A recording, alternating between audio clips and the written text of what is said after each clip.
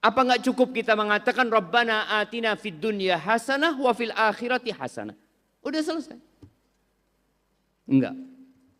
Allah sebutkan doa orang-orang yang beriman itu ditutup dengan waqina adzabannar, dan selamatkan kami dari api neraka. Karena ada orang yang masuk surga tapi dia berhenti dahulu di dalam neraka. Karena boleh jadi. Selamat datang di channel Kalam Syiar FM. Kajian lah kita ini. Alhamdulillah malam hari ini Ana didampingi oleh sahabat Ana, Dr. Irsyad Hasan. Sama namanya, Ana Syafiq Riza Hasan. Beliau Dr. Irsyad Hasan, beliau adalah salah satu lulusan Madinah dari Qismul Hadith, dan beliau salah satu dosen di STD Imam Syafi'i. Dan Ana Syafiq Riza Hasan insyaallah alhamdulillah bisa datang kembali ke Abu Darda, karena Ana lama nggak diundang sama Abu Darda ini. Berapa tahun Ana nggak diundang sama Abu Darda ini. Ingin banget kita ngisi ke sini, cuma jalannya masih tertutup. Tapi alhamdulillah malam hari ini Allah bukakan jalan, Ana bisa berjumpa dengan antum. Allahumma salli wa sallim wa zid wa barik wa an'im ala abdika wa rasulika sayyidina wa maulana Muhammadin wa ala alihi wa ashabihi ajma'in. Amma ba'd. Hadirin rahimakumullah. Kita hendak berbincang tentang orang tua dan anak. Kita melihat sebuah fenomena yang menyedihkan. Melihat generasi yang tidak lagi seperti generasi sebelumnya. Melihat orang tua yang juga mulai tidak peduli dengan anak-anak. Maka sepertinya kita perlu mengembalikan semua ke relnya. Salah satu cara adalah dengan kajian ilmiah di rumah-rumah Allah Azza wa Jalla. Orang tua memiliki tugas yang besar. Kita tahu semua adalah anak. Sekarang yang hadir di tempat ini, ada yang bukan anak di sini, angkat tangan, anak kasih hadiah. Nah, ada yang bukan anak-anak. Nggak ada kan? Kita semua anak ya. Tapi ada sebagian yang bukan orang tua. Ada. Bukan anak muda, memang nggak punya anak dia. Ada yang sampai mati Allah tidak kasih anak. Sehingga dia tidak pernah menjadi orang tua. Tapi kalau anak, semua adalah anak.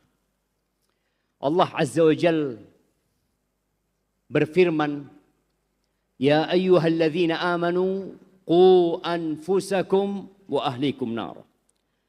Kata Allah Azza wa Jal, wahai orang-orang yang beriman, jagalah diri kalian dan keluarga kalian dari api neraka. Tugas orang tua terbesar itu bukan hanya memikirkan sandang, pangan, dan papan anaknya. Sebagian orang tua berpikir mendidik anaknya agar menjadi orang pintar. Ana pernah berjumpa dengan satu preman. Dia itu raja sabung ayam se-Asia Tenggara. Tapi dia sudah tobat. Ana ketemu dia di Madura. Dia menyampaikan, Ustadz, mohon maaf Ustadz. Kita ini kadangkala karena salah didik orang tua kita. Anak ngomong, kenapa bang? Karena dari dulu orang tua kita mendidik kita agar jadi orang pinter. Supaya bisa cari pekerjaan dan dapat uang yang banyak. Supaya sukses. Bas, kata dia. Sehingga kita dibesarkan untuk mengumpulkan materi. Tidak sedikit anak-anak yang kuliah sekarang tujuannya apa? Pekerjaan. Supaya dia bisa bekerja, dia bisa mendapatkan uang, dan mungkin dia bisa menyenangkan hati orang tuanya dengan materi. Padahal kita tahu dunia ini hanya sementara. Dan Allah Azza wa Jalla menciptakan kita hanya untuk satu tujuan. Wa ma khalaqtul jinna wal insa illa liya'budun. Kata Allah Azza wa Jalla, dan tidaklah aku ciptakan bangsa jin dan manusia kecuali untuk beribadah kepadaku. Itu tujuannya. Dan kita semua akan melewati neraka.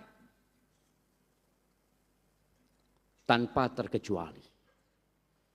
Maka kenapa Allah menyuruh kita menyelamatkan diri kita dan keluarga kita dari api neraka? Dan kenapa tatkala kita berdoa memohon kepada Allah, Rabbana atina fid dunya hasanah wa fil akhirati hasanah. Kenapa harus ditutup dengan waqina adzabannar? Apa enggak cukup kita mengatakan Rabbana atina fid dunya hasanah wa fil akhirati hasanah? Udah selesai. Enggak. Allah sebutkan doa orang-orang yang beriman. Itu ditutup dengan waqina adzabannar, dan selamatkan kami dari api neraka. Karena ada orang yang masuk surga tapi dia berhenti dahulu di dalam neraka.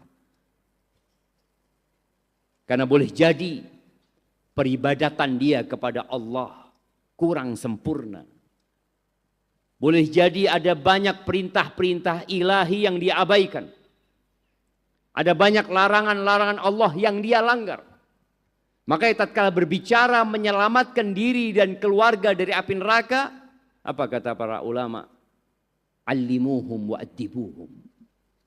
Allimuhum. Ajari mereka. Addibuhum. Didik mereka. Ahibati billah. Terkadang masalahnya bermula dari orang tua yang salah memilih pasangan hidup. Karena memang sejak awal dia menikah hanya untuk mencari dunia. Wanita itu dinikahin karena 4 hal. Siapa yang mau nyebutkan? Udah nikah? Iya, sebutkan. Karena cantik. Karena hartanya. Karena nasabnya. Karena agamanya. Antum nikah karena yang mana?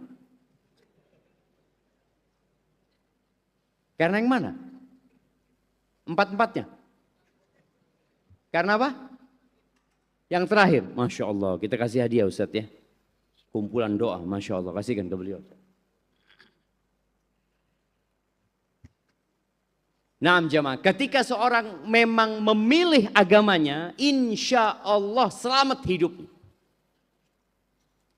Dia akan punya anak-anak yang dijaga oleh Allah Azza wa Jalla. Rasulullah sallallahu alaihi wasallam mengatakan fadfar bidzatid din taribat yadak. Beruntunglah engkau mendapatkan orang yang agamanya baik. Selesai sudah. Seorang wanita juga tatkala menikah, kebanyakan mereka menikahi laki-laki karena apa? Nah, ana mau tanya sama bapak-bapak di sini, di sebelah sini. Udah berapa tahun nikah, Bang? 25 tahun. Masya Allah. Kenapa istri antum milih antum? Karena apa? Karena jodoh. Ya kan ada kriterianya.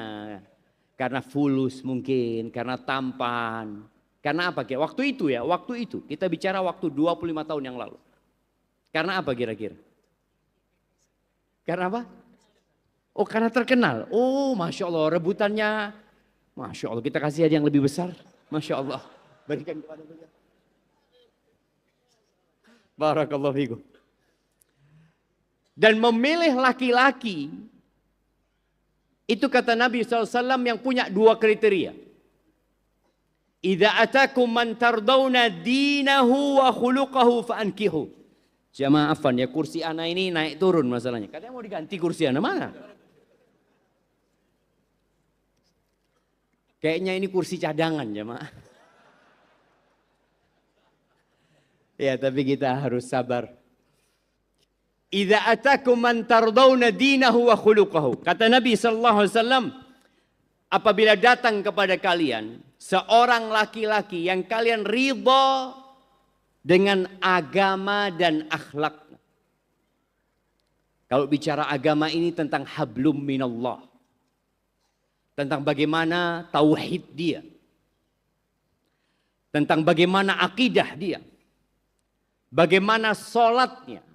Bagaimana puasanya. Dan ini bisa ditanyakan kepada ya imam masjid. Tanya sama Ustadz Murtada. Ustadz kenal sama fulan. Tanya. Oh kenal. Dari mana kenalnya Ustadz? Ada apa di sini? Iya sering kelihatan dia imam di belakang. Imamul masbuqin. Antum lihat. Ada yang suka masbuk jemaah. Ini kita lihat dari sisi agamanya. Oh dia suka telat dalam urusan agamanya. Kalau urusan akhlak kita perlu tahu. Karena terus terang nasihat anak buat emak-emak ini. Salah pilih suami itu fatal. Kalau salah pilih mobil itu insya Allah bisa tukar tambah. Tapi kalau salah pilih suami, di mana yang terima tukar tambah? Antum datang ke orang tuanya, Pak kayaknya nggak cocok ini Pak, kata dia. Ada yang lain, anaknya bapak yang lain. Gak bisa jamaah. Makanya harus hati-hati. Dibutuhkan musyawarah, dibutuhkan istikharah. Tapi itu bukan pembahasan kita. Pembahasan kita pada malam ini, Ana akan membahas berkaitan dengan peran orang tua dalam mendidik anaknya. Dan insya Allah Dr. Irsyad akan membahas tentang bagaimana anak menyikapi orang tuanya. Ada seorang anak yang sudah berumur 45 tahun. Punya ibu umur 70 tahun. Dia seorang yang berilmu. Dia berkata kepada anak, ternyata benar Ustaz. Apa yang benar ngomong? Satu ibu bisa merawat 10 anak. Tapi 10 anak belum tentu bisa merawat satu ibu. Dia merasakan. Kalau bicara peran ayah, maka ayah adalah pemimpin. Ar-rijalu qawwamuna 'alan nisa.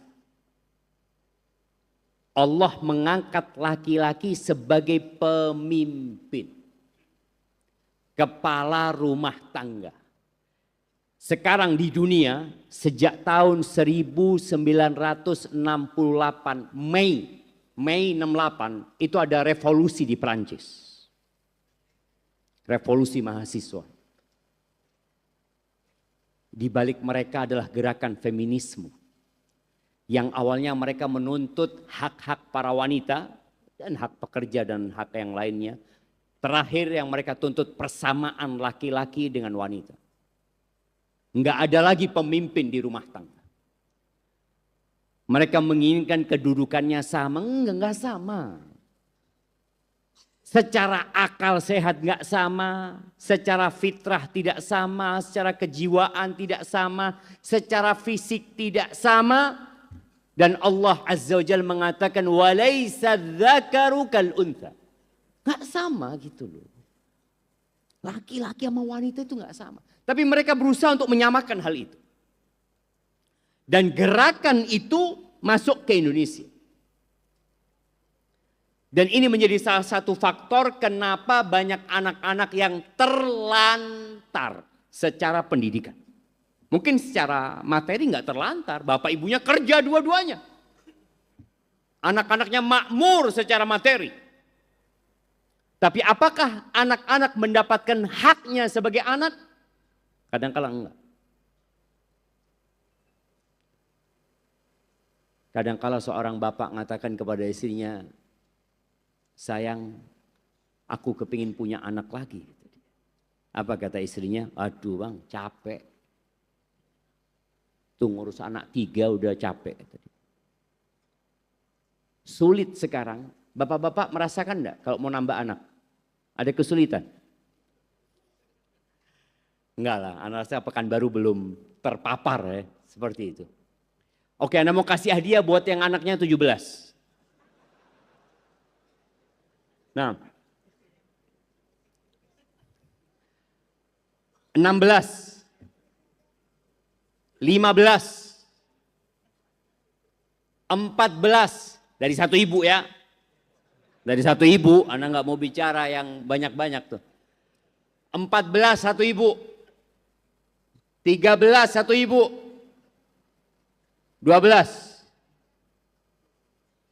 11. 10.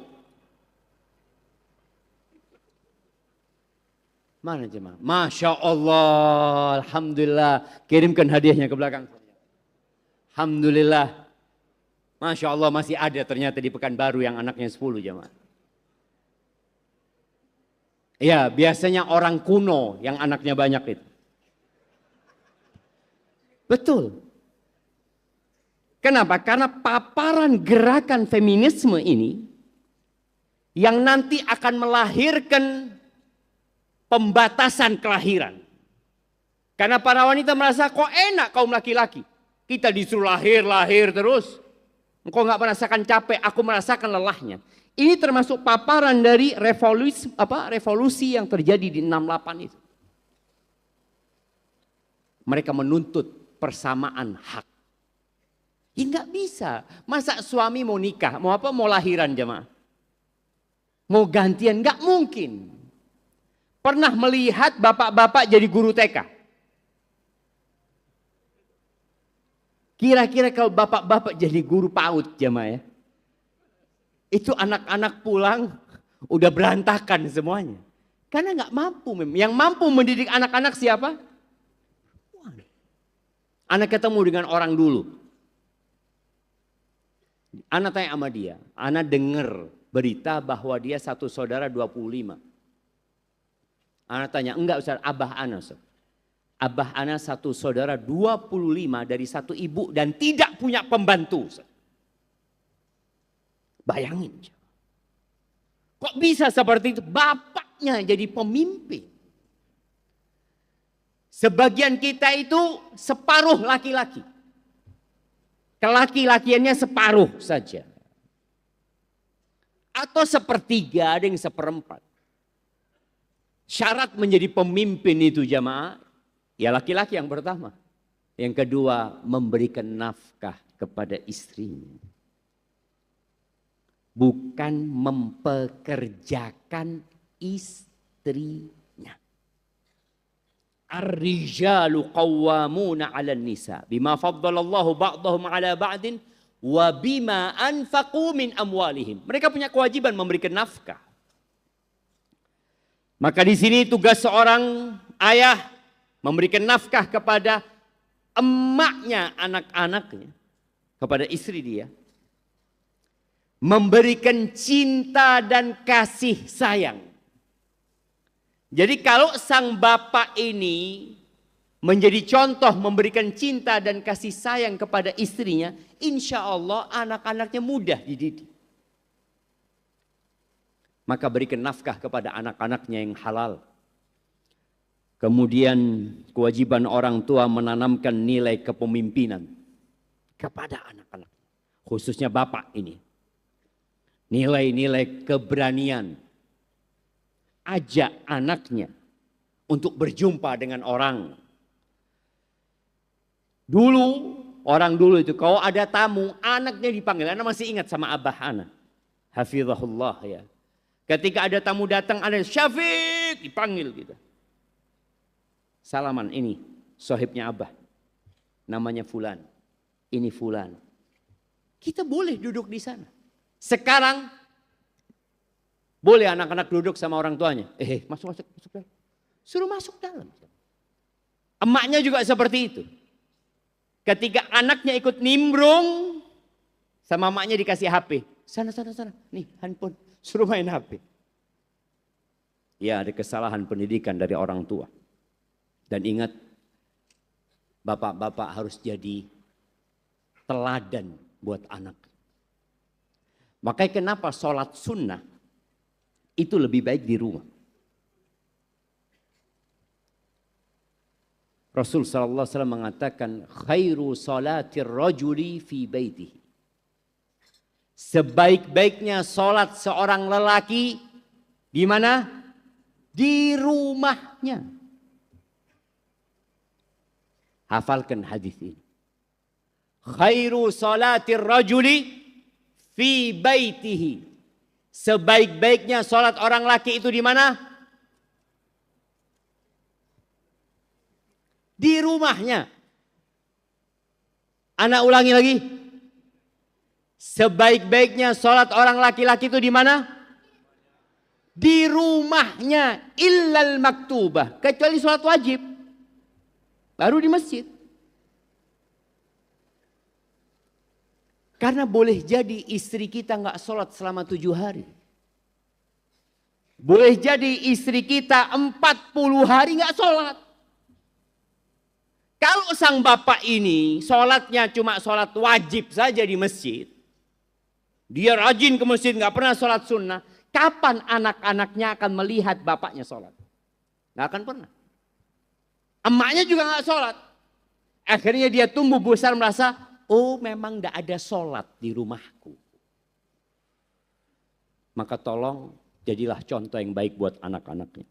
Adapun peran ibu, nggak sama dengan peran bapak. Ibu itu Allah perintahkan tinggal di rumah. Waqarna fi buyutikunna. Tinggallah kalian di rumah-rumah kalian. Para wanita itu fitrahnya di rumah. Tapi sejak Mei 68 itu, bagaimana mereka menuntut agar wanita tidak lagi dibelenggu dengan nilai-nilai agama. Berikan kepada mereka kebebasan. Loh, sejak kapan wanita diperbudak? Wanita dijaga, dihormati, dimuliakan. Yang cari duit siapa? Loh, suaminya lah. Engkau menghamili anaknya orang. Dia melahirkan anakmu. Kemudian dia masih harus kerja cari duit. Apakah ada kezaliman yang lebih dari kezaliman suami memerintahkan istrinya bekerja dalam kondisi dia hamil anaknya, melahirkan anaknya, menyusui anaknya? Kalau bicara boleh, boleh. Apabila pekerjaannya tidak melanggar syariat Allah dan tidak menelantarkan kewajiban-kewajibannya sebagai istri dan sebagai ibu. Maka ibu adalah pendidik utama di rumah. Sebelum anak itu sekolah, siapa yang mendidik itu anak? Emaknya. Siapa yang ngajari anak itu ngomong? Emaknya. Siapa yang ngajari anak itu baca la ilaha illallah? Emaknya. Oh, bapak ustadz. Ada yang menyampaikan bahwa negeri kita ini ada fenomena namanya apa? Fatherless.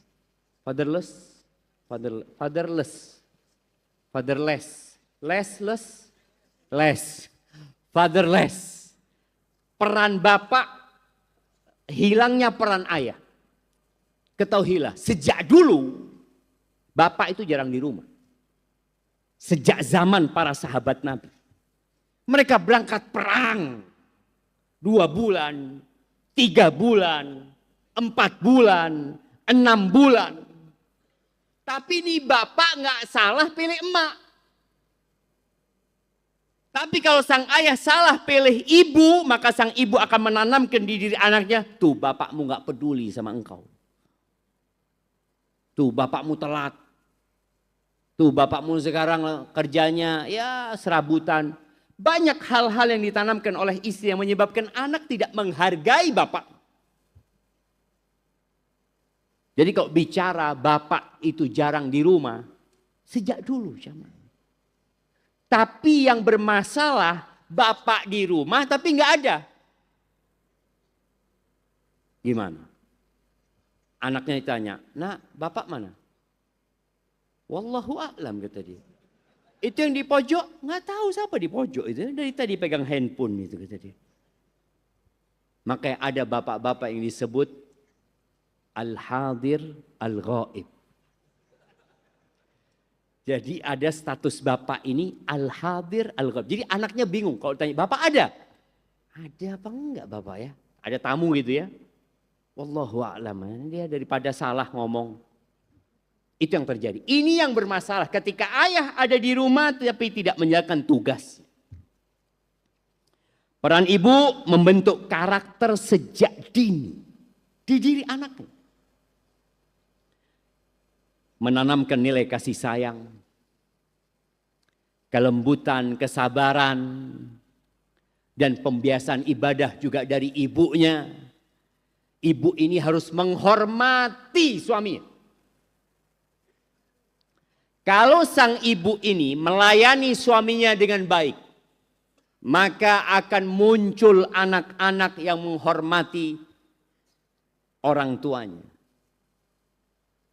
Akan muncul generasi nanti yang tatkala menjadi istri, dia akan memuliakan suaminya. Tatkala menjadi suami, dia akan sayang sama istri. Jemaah, Indonesia sedang krisis perceraian. Dari 1,5 juta pernikahan tahun lalu, hampir 500.000 yang cerai. Kalau 500.000 itu punya anak satu, antum bisa bayangin, ada 500.000 anak yang broken home. Yang kalau perceraiannya baik-baik insya Allah masih aman. Tapi banyak perceraian yang tidak baik-baik. Yang menyebabkan putusnya silaturahim. Yang kadangkala setelah bercerai sang ibu merantau, sang bapak pergi kemana, sang anak ikut sama neneknya. Nggak jelas kehidupan mereka.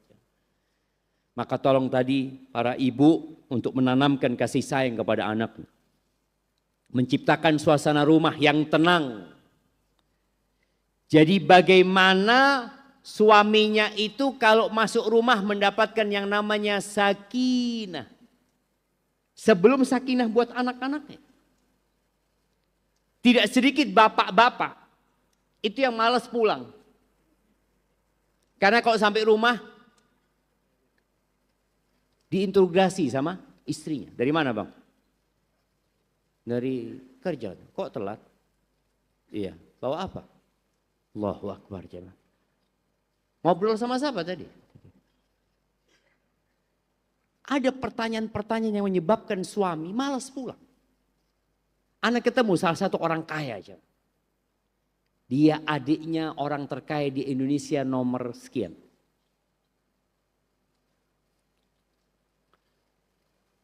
Sang suami mengadu, sang istri yang mengadu. Akhirnya anak ngomong, udah kita ketemu. Anak ngomong, bang, istri abang ini ngomong abang jarang pulang malam atau telat pulangnya. Oh siap Ustaz, anak akan kasih penjelasan kata dia. Terus terang Ustaz, anak pulang nunggu anak-anak tidur Ustaz. Anak ingin menyelamatkan anak-anak anak dari keributan orang tuanya. Setiap anak datang mesti istri anak ribut Ustaz. Anak yang seharusnya mendapatkan ketenangan ini dan itu nggak dapat Ustaz. Anak tanya sama istrinya, bener. Loh iya Ustaz, dia telat pulangnya. Dan betul. Sang istri tatkala tidak menciptakan ketenangan di rumahnya, maka sang suami akan lebih sering di luar rumah. Maka ibu-ibu ini harus berusaha menciptakan suasana yang menyenangkan di rumahnya. Kalaupun dia mengatakan, Ustaz suami ana nggak baik Ustaz. Insya Allah dengan engkau terus berbuat baik kepada dia, dia berubah menjadi baik.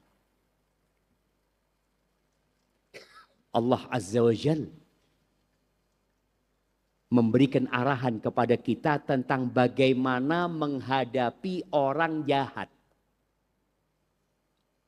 Apa kata Allah? Idfa' billati hiya ahsan. فَإِذَا الَّذِي بَيْنَكَ وَبَيْنَهُ عَدَاوَةٌ كَأَنَّهُ وَلِيٌّ حَمِيمٌ وَمَا يُلَقَّاهَا إِلَّا الَّذِينَ صَبَرُوا. Kata Allah Azza wa Jalla, balaslah keburukan itu dengan kebaikan. Balaslah keburukan dengan kebaikan. Ini karena manusia secara fitrahnya itu baik. manusia jadi buruk karena diganggu sama syaitan. Dia yang menggoda ya. Ya memang dia ada hawa nafsu. Tapi dengan cara kita berbuat baik kepada dia, lama-kelamaan dia jadi nggak enak. Dan boleh jadi permusuhan yang terjadi itu berubah jadi persahabatan yang hangat. Tapi itu berat. Wa ma yulaqqaha illa alladzina sabaru. Orang-orang sabar aja yang bisa mengamalkan hal itu. Maka tadi buat ibu-ibu ciptakan suasana yang menyenangkan. Ketika suami datang ke rumah, suruh anak-anak menyambut bapaknya. Nak, bapakmu datang nak. Yang satu bawa air, yang satu bawa apa. Ajarin tuh anak menghargai orang tua. Kemudian sang ibu mungkin bertanya kepada suaminya. Mau yang panas apa yang dingin bang? Allahu Akbar. Kayaknya ada, kita tanya ya. Ada nggak yang kalau antum pulang ditanyain bang mau yang panas, yang dingin, yang anget? Siapa? Masya Allah. Kasih kepada beliau hadiah. Ada lagi di sini? Masya Allah. Oh banyak ternyata jamaah. Oke kita kasih belakang sana. Nah ini lagi. Belakang situ. Tapi yang lainnya anak doakan mudah-mudahan istri antum sampai mati kayak gitu. Berapa lama menikah antum? 15 tahun, selalu ditanya mau yang panas atau yang dingin. Allahu Akbar, dapat di mana antum? Ada lagi banyak insya Allah bang. Tapi tadi ketika sang ibu seperti itu, dia akan menciptakan suasana tempat pendidikan di rumah yang menyenangkan. Baik, kita dengarkan adzan dulu jamaah.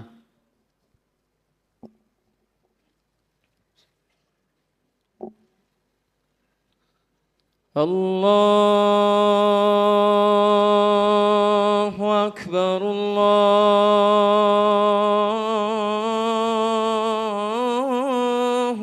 Akbar. Allahu Akbar, Allahu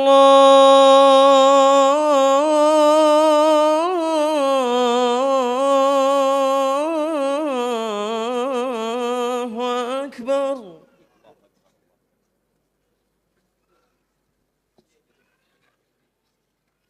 أشهد أن لا إله إلا الله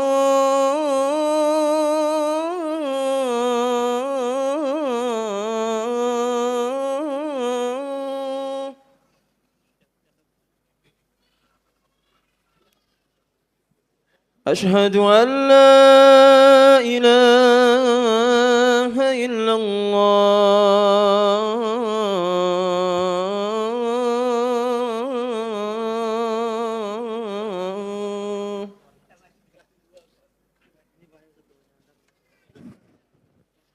أشهد أن محمدا رسول الله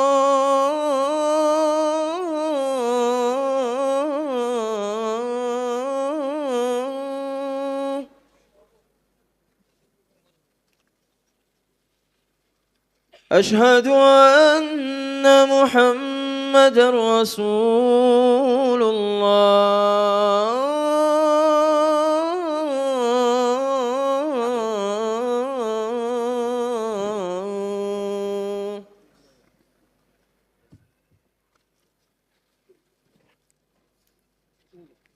حي على الصلاة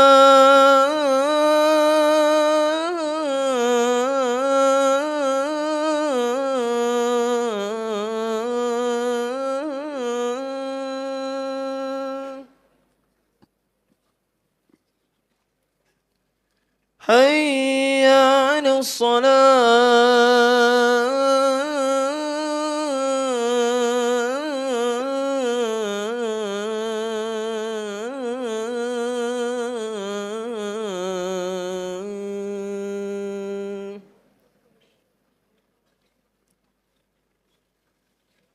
حي على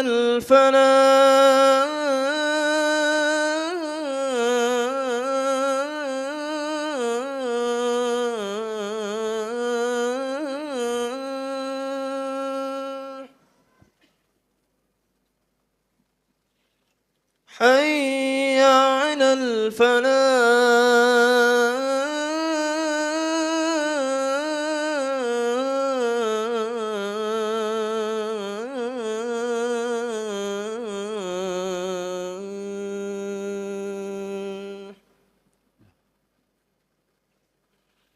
الله أكبر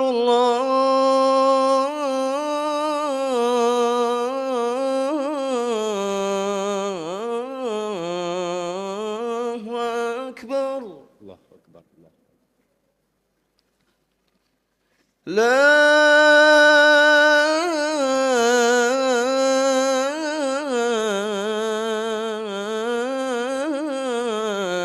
إله إلا الله. لا إله إلا الله.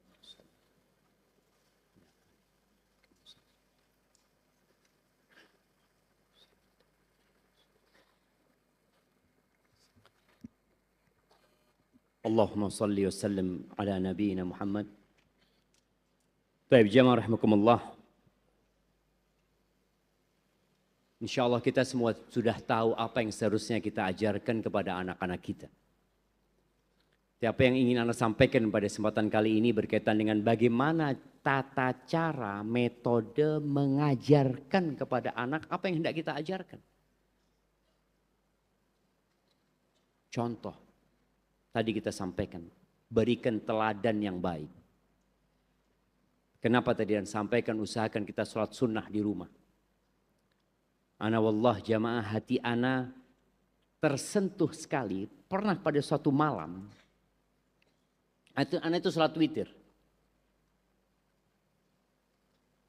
Supaya antum tahu bagaimana pengaruh contoh kepada anak-anak. Ana lagi sholat witir, tahu-tahu anak-anak yang kelas 1 SD perempuan, dia ke kamar mandi. Dari kamarnya ke kamar mandi yang ada di kamar kita. Dia ke kamar mandi, dia sempat berhenti sebelum masuk kamar mandi. Dia ngelihat bapaknya. Terus dia masuk kamar mandi. Lalu dia ke kamarnya lagi. Selang berapa menit, dia ke kamar mandi lagi. Ana nggak tahu dia sedang ngapain. Setelah ana sholat, ana lihat ternyata dia sholat. Dia ambil wudhu. Kemudian dia sholat, itu jam 2 malam.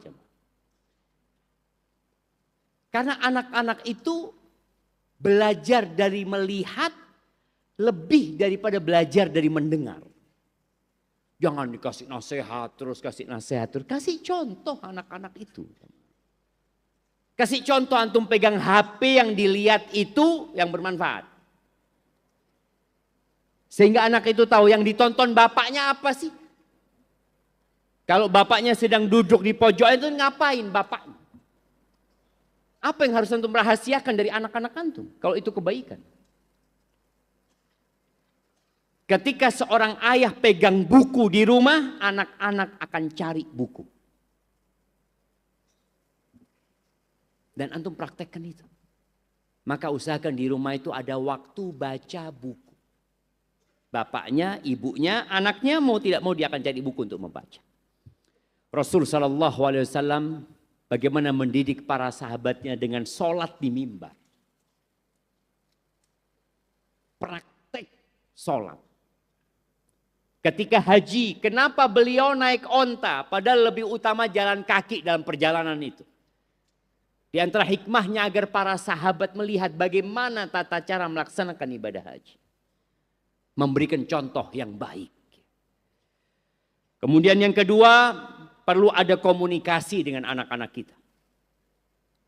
Anak-anak itu dapat informasi bukan hanya dari kita sekarang.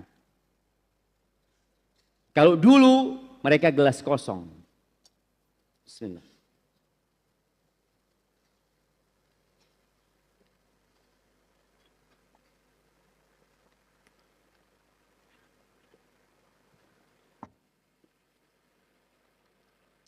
Dulu mereka gelas kosong.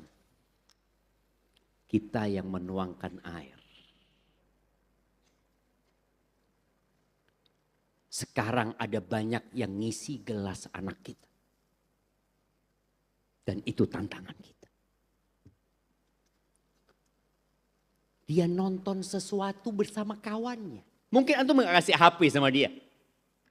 Tapi tetangganya pegang HP. Yang menyebabkan kita akhirnya harus duduk berdialog sama anak kita. Kenapa kok nggak boleh ayah? Kenapa kok tetangga boleh? Kenapa dia boleh? Pokoknya anaknya bapak tidak boleh. Nggak bisa. Perlu dialog. Ingat juga di antara pendidikan kita harus mendidik anak kita secara total. Di antaranya pendidikan jasmani. Perlu didik anak kita jasmani.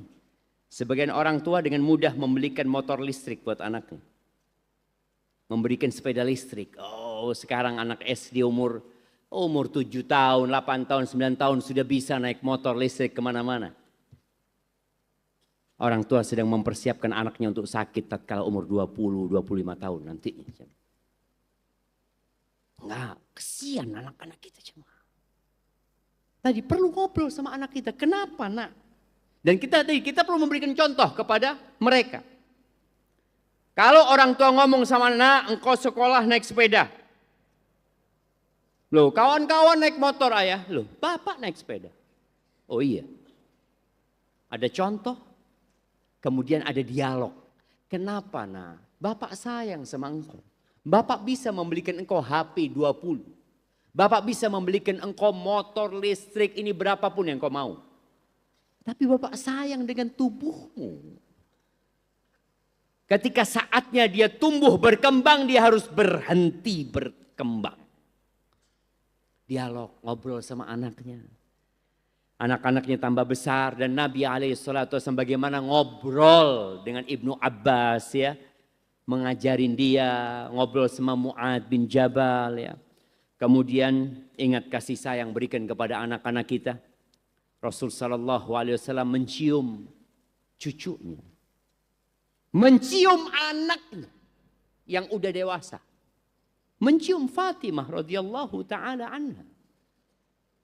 Nabi melakukan itu untuk memberikan kasih sayang. Kalau sekarang orang tua tidak memberikan kasih sayang kepada anak-anaknya, khususnya yang putri-putri, ada banyak yang akan mengisi kasih sayang itu.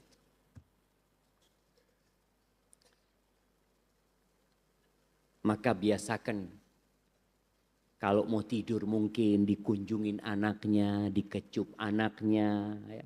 Ketika mau berangkat sekolah atau gimana. Carilah waktu-waktu anak itu tahu. Bapakku ini sayang sama aku.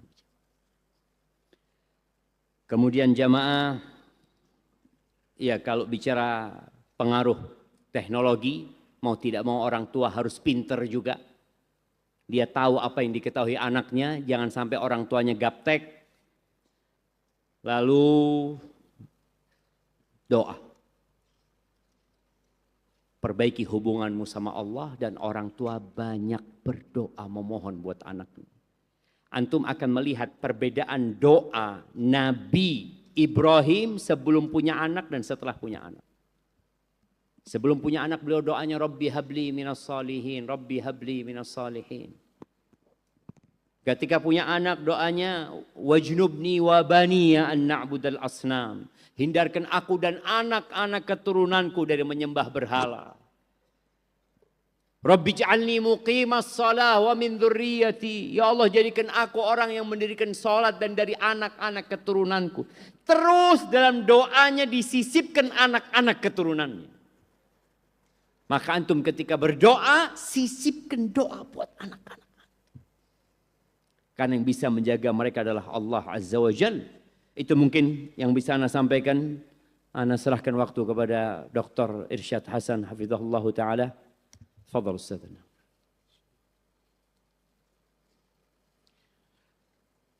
Bismillahirrahmanirrahim. Alhamdulillahilladzi arsala rasulahu bil huda wa dinil haqq. ليظهره على الدين كله وكفى بالله شهيدا وأشهد أن لا إله إلا الله وحده لا شريك له وأشهد أن محمدا عبده ورسوله وأصلي وأسلم على خير البرية محمد بن عبد الله وعلى آله وأصحابه wa man tabi'ahum bi ihsanin ila yaumiddin. Masya Allah, kita tadi telah mendengar bersama dari guru kita semuanya, Ustadz Dr. Syafiq Riza Hasan Basalamah, terkait bagaimana kedua orang tua, ayah dan ibu mendidik anak-anaknya. Dan alangkah baiknya jikalau beliau meneruskan potongan kedua sebenarnya terkait bagaimana sikap anak ketika dia menerima didikan dan arahan orang tuanya. Namun itu kedoliman itu, Ustaz. Namun beliau sejak sebelum berangkat dari Jember, Ustaz, ya, Nah, sudah bilang ke anak, Ustaz, kita harus bagi dua, Ustaz. Karena sebenarnya sudah bilang ke beliau, Ustaz, bas anak usawid doa, anak khutmid doa, anak bagian yang doa saja, Ustaz. Antum yang selesaikan materinya, anak yang terakhir sudah anak doa saja. Tapi beliau bersikeras, enggak, kita harus nataqasam, kata beliau, kita harus berbagi. Oke. Tadi sudah panjang lebar, beliau sudah menjelaskan bagi kita orang-orang tua, sebagai orang tua, sebagai ayah, sebagai ibu, bagaimana mendidik dan memberikan contoh kepada anak-anaknya. Poin yang kedua ini, yaitu terkait sebaliknya, bagaimana sih sikap seorang anak. Dan tadi beliau sudah tanya kepada kita semuanya. Kita ini semuanya adalah anak. Tidak ada yang tidak disebut sebagai anak. Kita semuanya memiliki orang tua. Memiliki ayah, memiliki ibu. Yang perlu kita fahami bersama hadirin sekalian yang semoga dimuliakan oleh Allah Subhanahu wa taala. Kita itu perlu membangun dan menjaga hubungan yang harmonis antara anak dengan orang tua. Kita sebagai anak perlu menjaga hubungan yang baik, yang harmonis dengan orang tua kita. Kalau kita saja pengen banget memiliki hubungan yang kuat, yang erat dengan teman-teman kita, menjaga banget hubungan diri kita dengan teman main kita, teman sekolah kita, teman kerja kita, teman di kantor, maka hubungan kita dengan orang tua itu tentunya lebih utama untuk dijaga. Untuk lebih dijaga. Mengapa? Karena orang tua itu orang yang paling dekat dengan kita. Bisa dibilang orang yang paling berjasa dalam kehidupan kita sebelum guru-guru kita. Karena dengan keduanya lah kita ini dengan izin Allah terwujud di muka bumi ini. Dilahirkan. Bukan berhenti di situ saja, tidak. Namun keduanya membesarkan kita, susah payah membiayai kita, membiayai pendidikan. Kalau sakit, mereka juga susah payah, harus mencarikan obat, butuh dana untuk mengobatinya, membelikan pakaian. Sebagai ayah sudah berpikir keras bagaimana biar anaknya ini bisa makan besok, bisa tumbuh. Tidak berhenti di situ saja ternyata.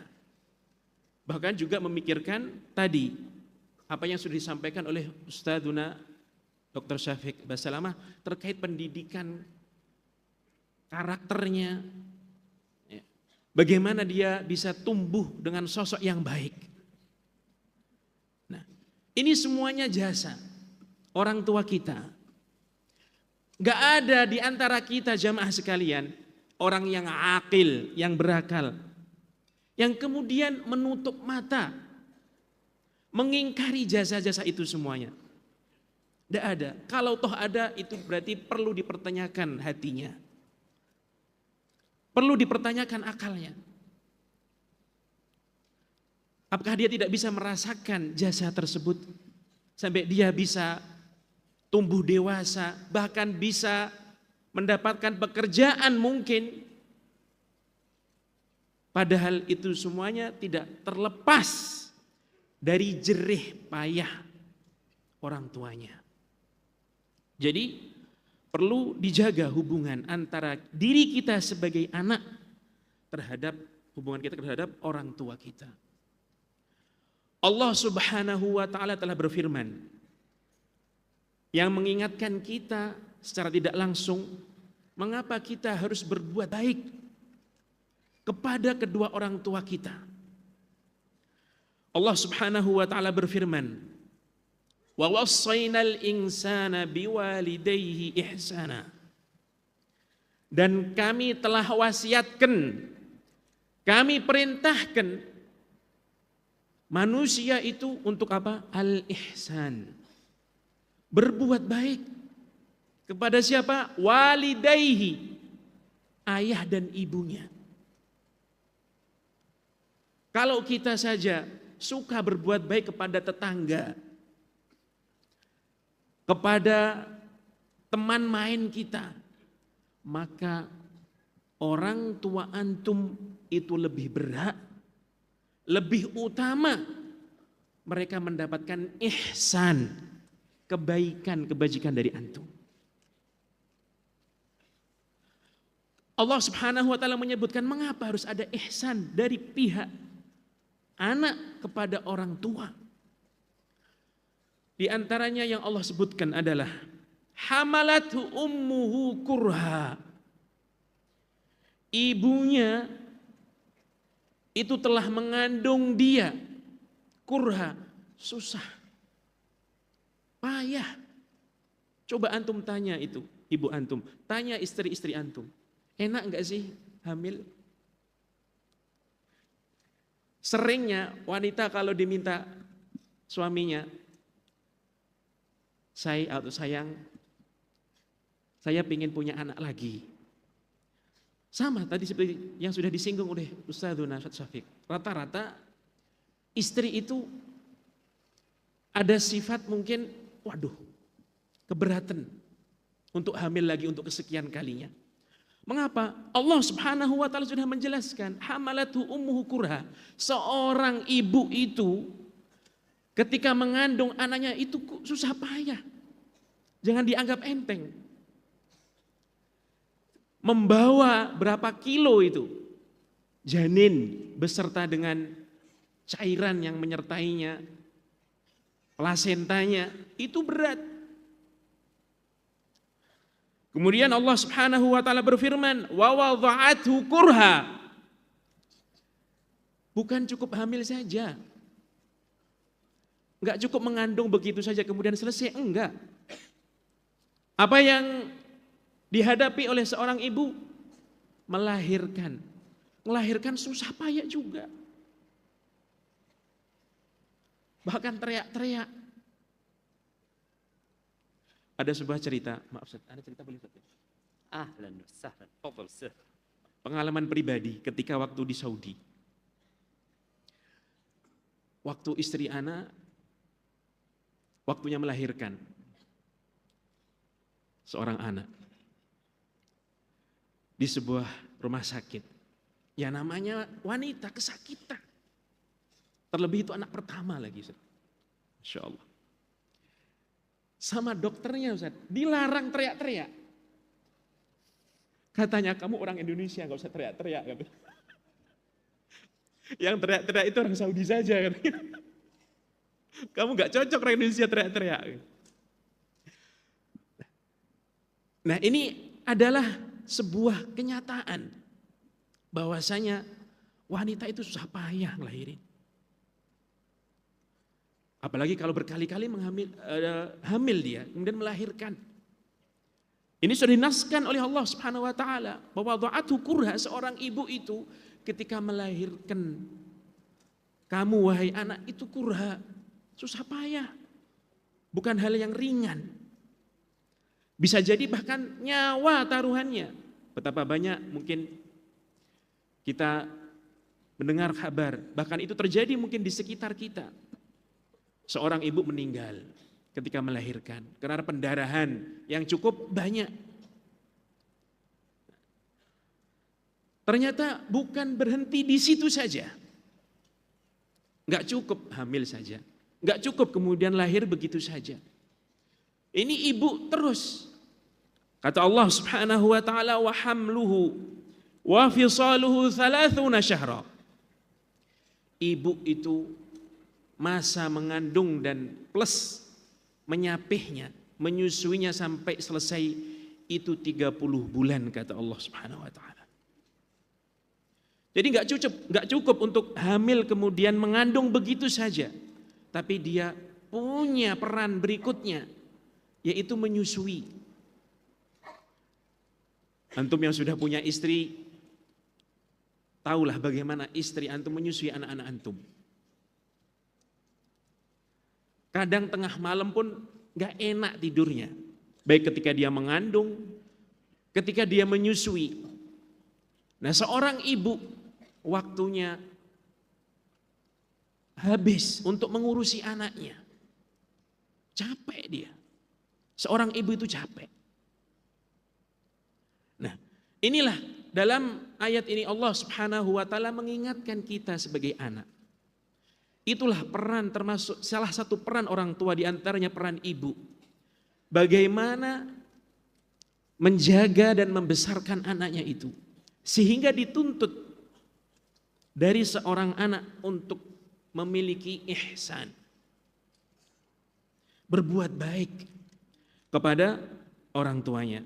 Demi menjaga hubungan yang harmonis. Kemudian ketika kita tadi sudah sampaikan bahwasanya perlu menjaga hubungan yang harmonis dengan orang tua. Terlebih ketika orang tua sudah berupaya untuk mendidik, dalam artian memberikan arahan mungkin. Nah, alangkah baiknya kamu begini dan begitu. Memberikan perintah atau larangan, nak, jangan lakukan ini atau itu, tapi lakukanlah ini dan itu. Maka seorang anak perlu menyikapinya tentunya dengan baik. Karena konsekuensi dari yang namanya ihsan, konsekuensi dari yang namanya ihsan, perbuatan baik dari pihak anak kepada orang tua adalah asalnya anak itu patuh. Konsekuensi seperti itu. Tapi tentunya ketika arahan tersebut atau perintah tersebut atau larangan tersebut tidak bertentangan dengan syariat. Maka di antara perintah Allah Subhanahu wa taala untuk kita berihsan kepada orang tua, konsekuensinya ya kita patuh. Ketika orang tua kita memberikan suatu arahan, dan itu arahan yang baik, tidak bertentangan dengan syariat Islam, agama kita. Dan justru kalau kita menentangnya, melawannya, bahkan dengan meninggikan suara misalnya, maka ini bisa masuk dalam kategori uququl walidain, durhaka dia kepada orang tuanya. Yang itu jelas semuanya masing-masing dari diri kita tahu, yang namanya durhaka kepada orang tua itu adalah sesuatu yang dilarang. Bahkan itu adalah dosa besar. Dalam sebuah hadis Rasulullah SAW mengatakan, ala unabbi'ukum bi akbaril kabair.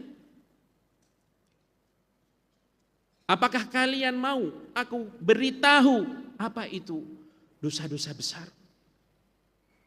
Di antara yang beliau sebutkan apa? uququl walidain, durhaka kepada orang tua. Sehingga agar kita tidak durhaka, maka arahan-arahan yang itu memang baik, tidak bertentangan dengan syariat, maka patut ia menjalaninya.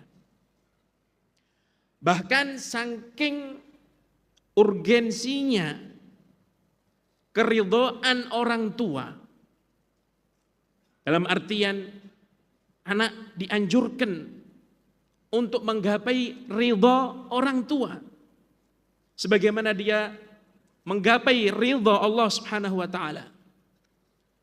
Salah seorang sahabat yang mulia, Abdullah bin Amr bin As radhiyallahu taala anhuma, beliau mengatakan, ridha Rabb fi ridhal walid. Keridhaan Rabb Allah Azza wa Jal itu terletak kepada ridhonya orang tua. Wa sukhtur Rabb fi sukhtil walid, kata beliau. Dan kemurkaan Allah Subhanahu wa taala Ar-Rabb itu terletak pada kemurkaan orang tua. Maka ini hati-hati kita. Jangan sampai kita menjadikan kedua orang tua kita murka karena sikap kita, karena kelakuan kita, karena bisa jadi ucapan kita yang membuat keduanya murka, sedih, bahkan bisa menangis. Sakit hati mereka mendapati ucapan dan perlakuan yang tidak baik dari anaknya. Maka hati-hati jamaah, hati-hati. Bahkan dalam sebuah hadis Rasulullah SAW menyatakan, al-walid awsatu abwabil jannah. Orang tua itu adalah salah satu pintu surga yang tengah. Makanya bagi di antara kita yang masih memiliki ayah atau ibu atau keduanya yang masih hidup, janganlah disia-siakan pintu tersebut. Itulah yang diucapkan oleh Abu Darda ketika meriwayatkan hadis tadi, al-walidu awsatu abwabil jannah. Beliau mengatakan, fangdur, atau beliau mengatakan, fa'adhi dzakal bab au istafid minhu. Yang artinya kurang lebih, maka pilihan ada di tanganmu. Apakah pintu surga ini yang berharga ini kamu sia-siakan begitu saja, atau kamu memang mampu untuk memanfaatkannya, yang dengan bir kamu, kebaikan kamu dan ihsanmu, kamu menjadi ahli surga. Baik, kemudian jamaah sekalian yang semoga dirahmati oleh Allah Subhanahu wa taala. Secara manusiawi, yang namanya orang tua itu ketika memberikan suatu arahan kepada orang tua, ini secara lumrahnya manusiawinya, tidaklah dia itu sebenarnya menginginkan dari anaknya kecuali apa? Kebaikan, agar anaknya lebih baik dari dirinya, agar anaknya tahu mana yang lebih baik bagi dirinya itu. Itu sejatinya yang ada pada hati nurani orang tua. Secara manusiawi seperti itu, lumrahnya seperti itu. Maka ketika kita mendengar sebuah arahan sebagai anak dari orang tua kita, maka kita perlu menyadari poin penting ini. Sejatinya orang tua ketika mengatakan A, B, C kepada kita, itu tidak lain, dia itu sebenarnya menginginkan kita kebaikan, agar kita menjadi lebih baik, agar kita melakukan sesuatu yang baik, agar kita menempuh jalan yang baik. itu sebenarnya yang ada pada diri orang tua. Walaupun mungkin bisa jadi ada sebagian arahan yang mungkin belum tepat. Itu karena ya wajar, manusia bisa jadi salah ketika memberikan arahan. Namun perlu kita ingat bahwa ketika dia memberikan sebuah arahan, maka sejatinya yang ada pada dirinya, dia itu menginginkan yang baik itu seperti ini loh. Nah, berikutnya, jamaah sekalian yang semoga dimuliakan oleh Allah Subhanahu wa taala, sebagai anak untuk menjaga hubungan yang harmonis dengan orang tuanya. Dan juga ketika dia menyikapi tadi perintah larangan arahan orang tuanya dengan mematuhinya, maka perlu diiringi dengan komunikasi yang baik. Ini penting sekali. Komunikasi yang baik. Agar hubungan itu tetap erat dan harmonis. Ketika datang arahan, ketika datang perintah misalnya, maka cara menjawabnya, cara menerimanya itu perlu komunikasi yang baik. Ada kalanya sebagian orang, iya dia mematuhi, nuruti kemauan atau arahan orang tuanya misalnya, tapi sambil gerutu, diperdengarkan ke orang tuanya. Gak lihat jam ya, saya capek dari kantor disuruh ini dan itu. Iya, dia jalankan iya. Ibunya, dia datang dari tempat kerjanya, ibunya minta suruh belikan bakso misalnya. Turuti, ini bukan hal yang maksiat, tidak. Dia sambil bawa motor tapi ngumpat misalnya. Nah ini adalah sesuatu komunikasi yang tidak baik, yang tidak sehat. Harus dikomunikasikan dengan baik, berbicara dengan baik. Ketika menerima perintah, larangan, arahan dari orang tua, perlu jawaban baik. Toh kalau misalnya ada sesuatu yang mungkin belum disepakati atau tidak sepakat, bisa dikomunikasikan dengan baik. Maaf Bu, ini sudah jam sekian, gimana kalau setelah saya mandi misalnya? Karena saya baru pulang dari pekerjaan, gak enak, badan berkeringat. Perlu komunikasi yang baik. Allah Subhanahu wa taala berfirman, "Wa qadha rabbuka alla ta'budu illa iyyah wa bil walidaini ihsana." Dan Rabbmu telah memerintahkan agar kalian jangan sekali-kali menyembah kecuali Allah Subhanahu wa taala dan berbuat baiklah kepada kedua orang tuamu.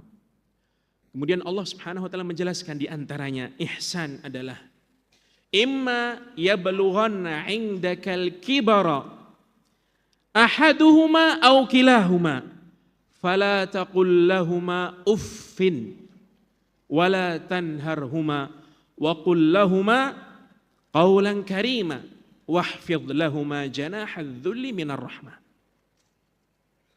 Ini di antara gambaran ihsan apa yang dijelaskan oleh Allah. Ketika salah seorang dari orang tuamu atau keduanya misalnya sudah berumur banyak, maka janganlah kamu sekali-kali mengatakan hus kepada ayahnya, kepada ibunya. Ini dilarang, tidak boleh, tidak pantas semacam ini. Ini menandakan dia tidak sopan, tidak hormat kepada orang tuanya. Seakan-akan ngomong kepada anak jalanan coba. Wala tanharhuma, dan jangan menghardiknya, membentaknya, jangan. Wa qul lahumā qawlan karīma, justru kalian itu harus mengatakan apa? Qawlan karīma, perkataan yang baik. Kalau jawab yang baik. Wahfid lahumā janāhadz dhulli minar rahmah. Tampakkan rasa kasih sayang kepada orang tua, rendah diri. Nah, ini termasuk bagaimana Allah Subhanahu wa taala menjelaskan kepada kita semuanya. Kita perlu komunikasi yang baik. Perlu kita memilih kata-kata narasi yang baik kepada orang tua. Jawablah dengan jawaban yang baik. Bahkan yang menekankan hal ini jamaah sekalian, kadang kita melihat orang tua kita itu sudah sepuh. Sudah banyak sekali umurnya. Kalau berbicara mungkin sudah tidak jelas kalau berkata. Nah, ini perlu kesabaran dari kita. Ketika menjawab, ngomong apa sih kok nggak jelas? Nggak perlu semacam itu. Dan juga sebaliknya, orang tua kita semakin tua, pendengaran juga semakin melemah, manusiawi. Maka ketika kita berbicara, jangan terus ngomong, kok nggak paham-paham dikasih bicaraan. Kok nggak denger-denger dikasih jawaban. Tidak perlu semacam itu. Sadari hal itu. Karena bisa jadi Anda ke depan seperti dia. Pendengaran mulai melemah, penglihatan mulai melemah, ngomong sudah tidak bisa keras, tidak bisa meninggikan suara. Ini yang perlu kita sadari. Dan dalam sebuah hadis, ini salah satu contoh bagaimana Rasulullah SAW menggambarkan orang itu berkomunikasi dengan orang tuanya dengan baik. Ketika beliau mendapati satu orang sedang duduk atau berbarengan dengan ayahnya. Dan waktu itu Rasulullah SAW ingin bertanya atau belum tahu kalau itu adalah ayahnya. Makanya beliau mengatakan, "Ma makanuhu hadza minka?" Wahai fulan, ini siapa? Ini siapamu? Kata beliau, "Hadza abi." Ini adalah ayahku, kata orang tersebut. Maka kata Rasulullah SAW, "La tusammihi bismih." Kamu kalau sedang manggil ayahmu jangan panggil dengan apa? Namanya. Panggil dengan namanya aslinya. Jangan. Ini adalah bentuk bagaimana Rasul menggambarkan ini adalah sesuatu yang kurang etis, kurang sopan. Baik itu di luar rumah atau di dalam rumah, jangan memanggil orang tua kita itu dengan langsung namanya begitu saja. Nah, ini adalah tidak menempatkan orang tua di titik kehormatannya. Seakan-akan manggil itu sebagai teman saja. Nah, ini diarahkan oleh Rasulullah SAW. La tusammihi bismi. Jangan panggil ayahmu dengan namanya begitu langsung. Jangan.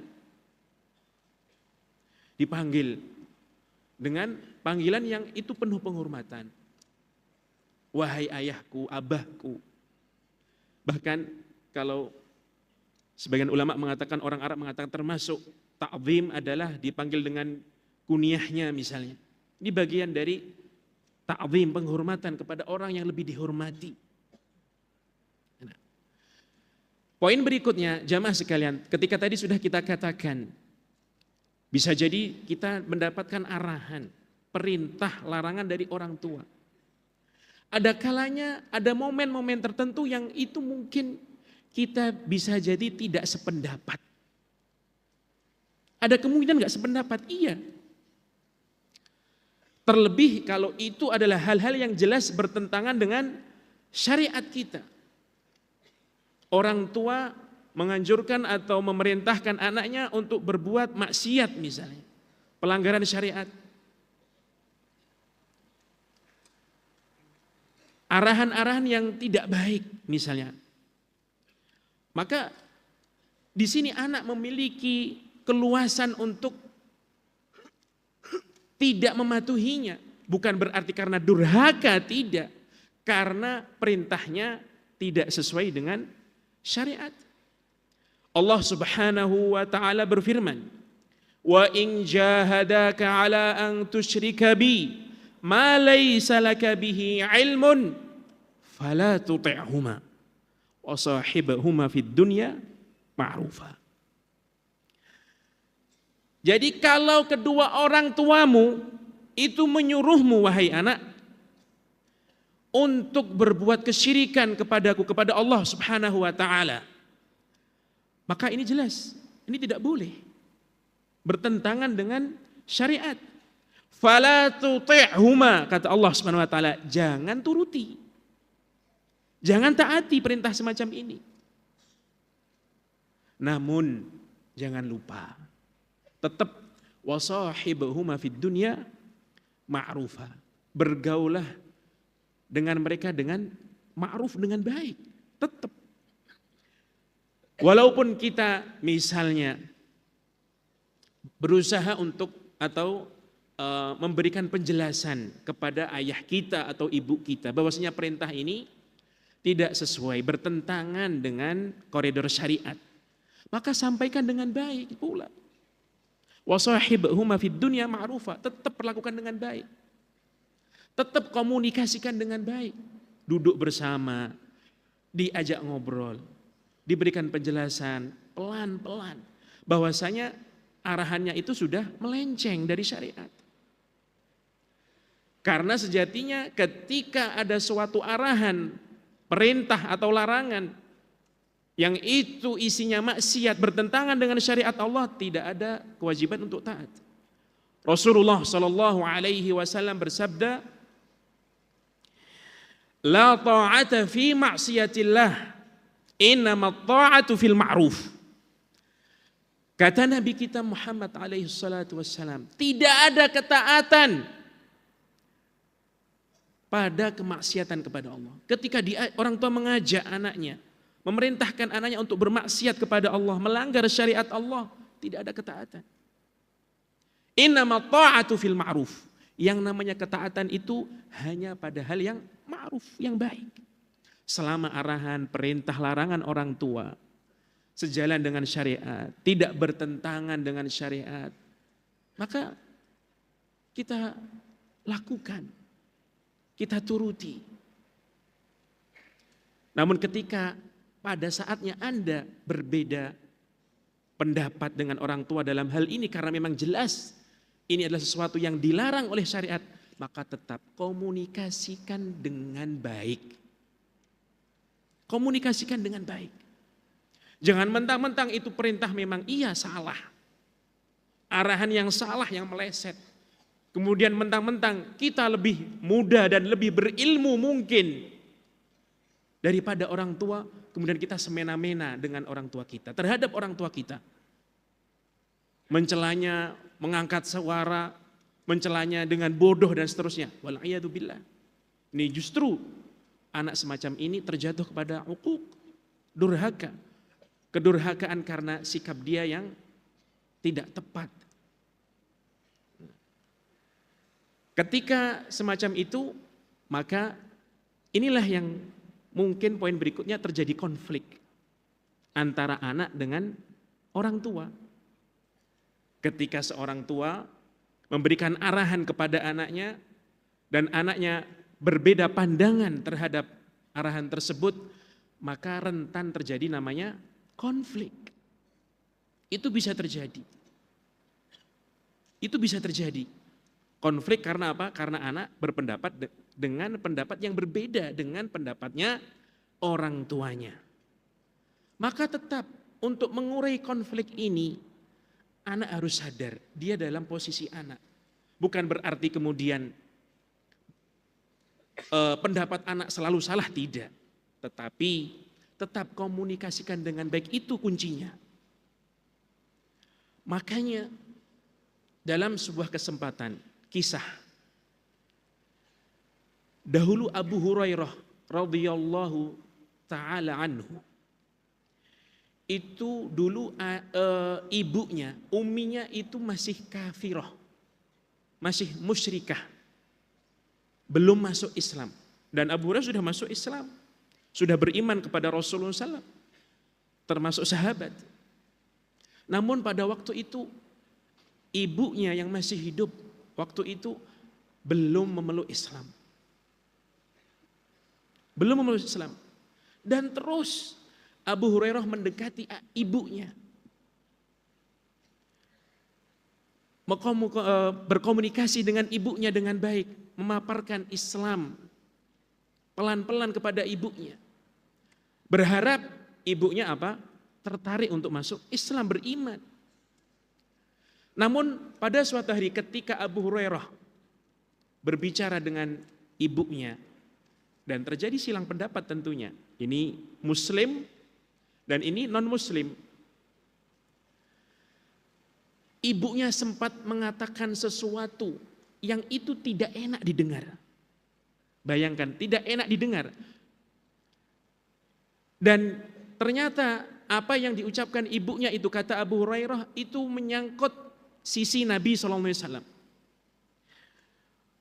Makanya beliau mengatakan, fada'autu hal yauma fa asma'atni fika ma akrah ya Rasulullah.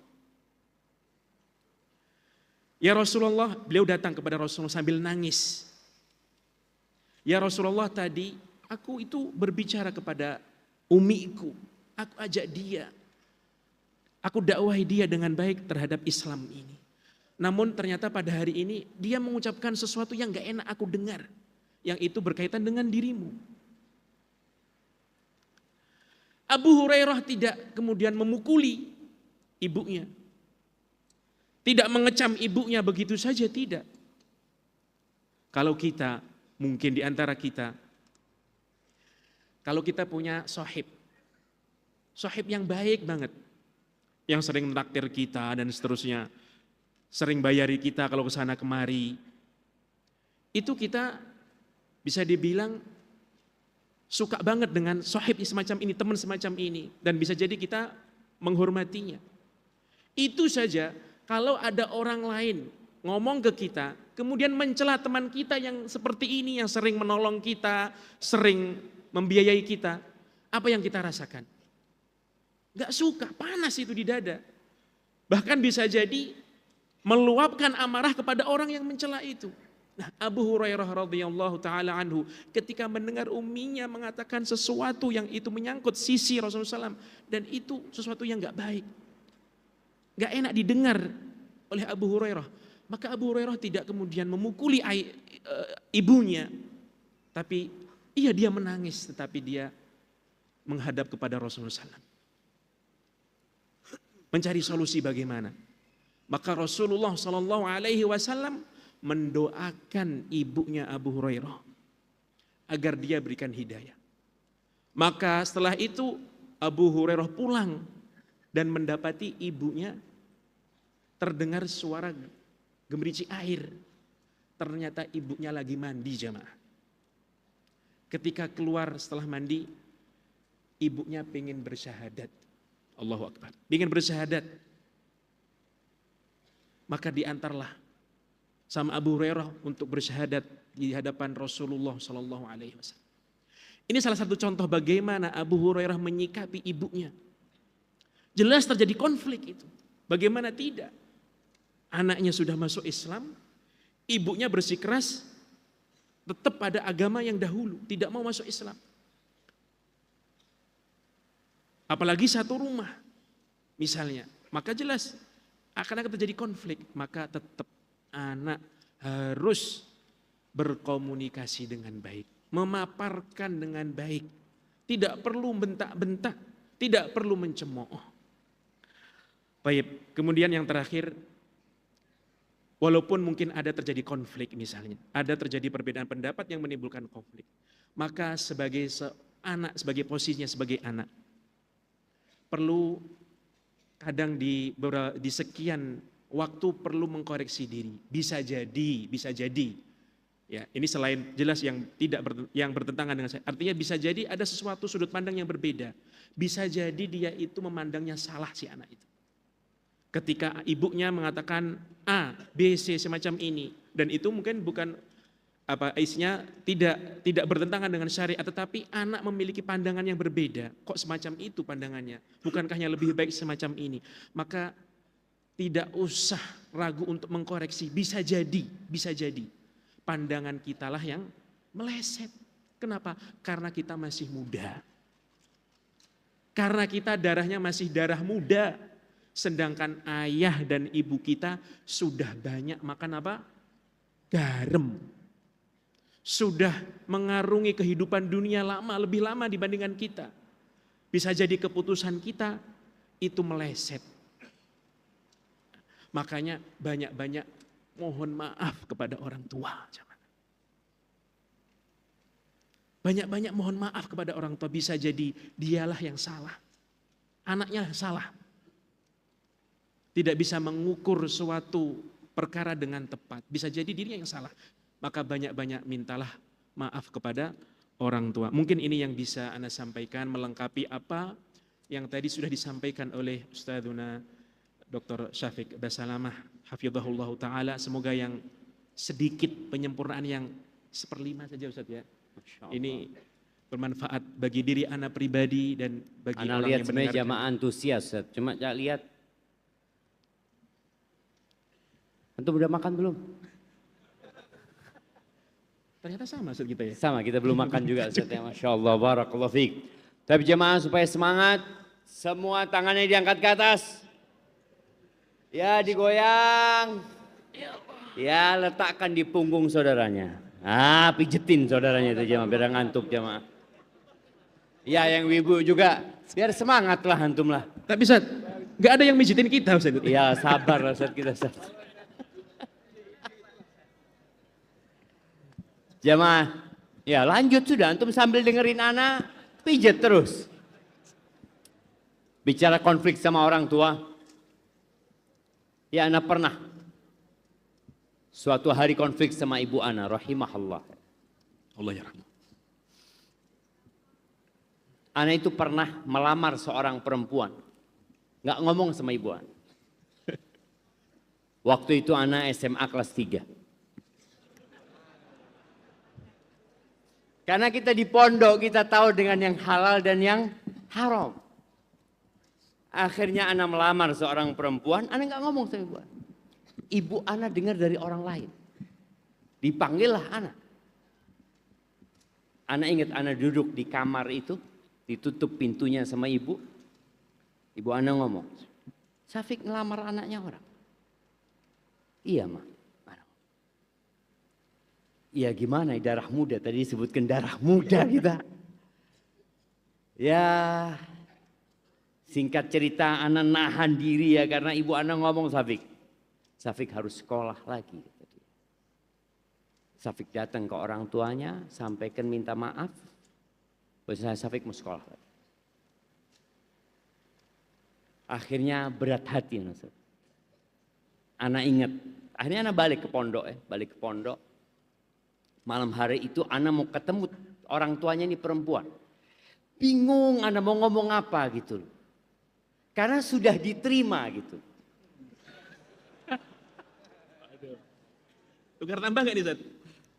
Nggak tukar tambah ini Ustaz. Akhirnya ana datang ke tempat bapaknya itu anak. Ana sampaikan, ana minta maaf. Ana minta maaf karena tadi ana harus nurut sama ibu ana. Dan ternyata nasihat ibu ana adalah yang terbaik. Kalau mungkin ana nikah SMA itu nggak tahu jadi apa. Itu jamaah. Jadi di setiap nasihat orang tua itu yang mungkin tidak sesuai dengan keinginan kita, insya Allah ada hikmahnya. Di sini ada pertanyaan. Saat ini pertanyaan buat antum Ustaz ya. Antum pilih mana yang terpenting. Ana seorang laki-laki, umur 29 tahun, tapi belum menikah. Ya udah nikah aja antum, kenapa antum belum nikah? Semoga Allah pertemukan ana dengan jodoh ana secepatnya, yang baik agamanya. Amin, Masya Allah, antum didoakan sama satu masjid ini. Ahibati fillah, buat anak muda. Kata Nabi alaihi salatu wassalam, ya ma'syaras syabab man istata'a minkumul ba'a falyatazawwaj. Wahai kaulah muda yang mampu nikah, nikah. Mampu bayar mahar, mampu kasih nafkah, sandang pangan dan papan, nggak harus punya rumahnya, nggak harus. Punya tempat tinggal, sewa nggak apa-apa, kontrak nggak apa-apa, kontrak harian nggak apa-apa. ngomong sama mertua, saya alhamdulillah punya tempat tinggal. Tapi ngontrak 2 hari. Tapi nggak apa-apa, dia berarti mampu untuk 2 hari. Karena hari ketiga boleh jadi dia mati jemaah. Nggak tahu dia. Tapi tadi segera menikah. Kalau antum menunda sampai umur 29 tahun, iya termasuk terlambat deh. Maka segeralah menikah. Kenapa? Kalau pesan ini dari Nabi SAW 1447 tahun yang lalu. Sebelum fitnah wanita seperti hari ini jemaah. Bagaimana dengan hari ini? فَإِنَّهُ أَغَدُّ لِلْبَصَرِ وَأَحْسَنُ لِلْفَرْجِ. Karena menikah itu akan membantu orang ini untuk menundukkan pandangannya dan menjaga kemaluannya. Itu fitnah terbesar. Yang nggak mampu ya puasa. Baik, sebelum pertanyaan akan dibacakan Ustaz Dr. Irsyad ya, Ana mau kasih hadiah aja. Ana mau kasih hadiah buat orang yang tadi waktu Ana menuju ke sini, dia naik motor bersama istrinya di belakang dan anaknya 3 di depan dan nggak pakai helm kalau nggak salah tadi bang. Ana mau kasih hadiah buat beli helm. Mana orang? Oh, ibunya gendong anak 1 bang. Iya. Berempat. Berlima jadi mereka. Anaknya 4. Berenam berarti. Anaknya 3 di depan. Suami 1 dipangku sama emaknya. Allahu Akbar jemaah. Mana tuh orangnya jemaah, kita mau kasih hadiah. Oh Masya Allah. Kirimkan hadiahnya. Betul itu? Kasihkan hadiahnya. Awas ada fulusnya itu jemaah. Jangan sampai berjatuhan. Kasihkan, jangan. Masya Allah, buat beli helm jemaah. Bukan helm lagi nih Ustaz, motor 1 lagi. Masya Allah, barakallahu fikum. Jazahullah khairan. Baik, fadal Ustaz. Pertanyaan yang akan dibacakan Dr. Irsyad. Ana yang baca nanti jawab Ustaz. Baca sendiri-sendiri Ustaz kita. Ana tadi itu sama panitia minta MC, minta moderator, tapi nggak tahu bakhil di sini panitianya. Sabar kita sama panitia di sini Ustaz.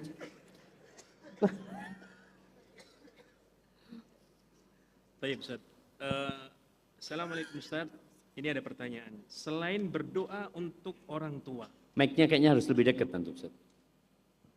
Selain berdoa untuk orang tua, apa yang bisa saya lakukan untuk orang tua ana yang sudah meninggal dunia?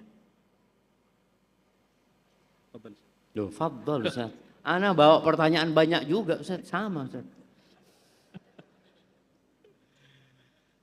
Selain doa tentunya ada beberapa hal yang mungkin bisa dilakukan. Di antaranya bersedekah.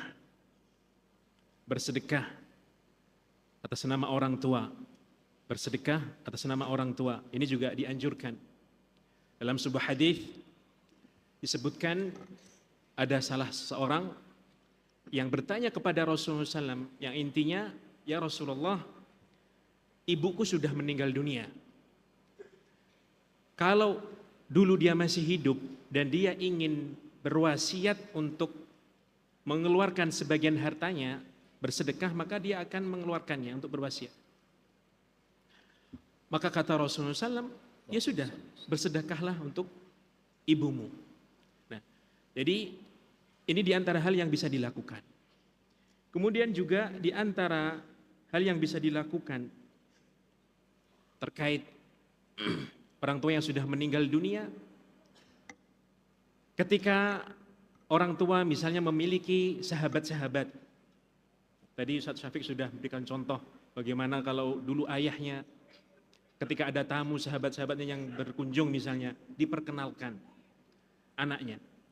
Maka di antara sesuatu yang baik yang dilakukan oleh anak adalah menyambung kembali dengan sahabat-sahabat ayahnya atau ibunya. Ya, memberikan kebaikan kepada mereka. Ini di antara sesuatu yang dianjurkan pula. Kemudian tadi kalau misalnya orang tua atau ayah atau ibu memiliki hutang misalnya, memiliki tanggungan hutang, dia sudah meninggal dunia, dan sebagaimana yang ditanyakan tadi, kalau dia memiliki hutang misalnya tanggungan, maka termasuk birrul walidain, termasuk kebaikan ihsan yang dilakukan anak terhadap orang tua yang sudah meninggal, dia bayar utangnya, bayar tanggungannya, agar tanggungan hutang itu terlepas dari tanggungan orang tua yang sudah meninggal.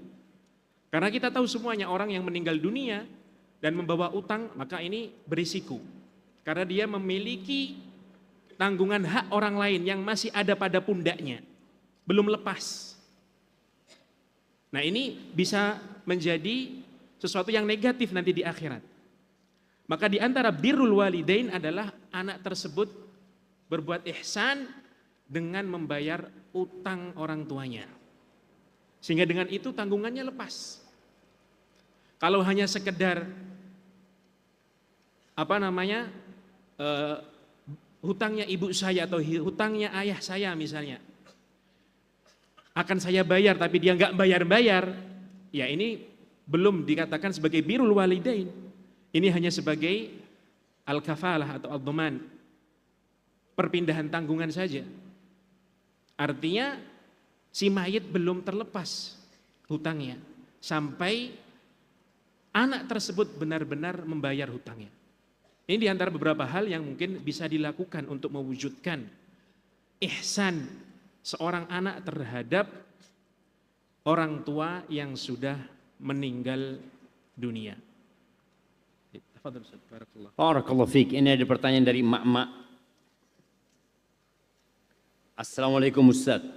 Anak ingin bertanya, seorang istri atau seorang ibu dituntut untuk mendidik anak agar menjadi anak yang soleh dan soleha.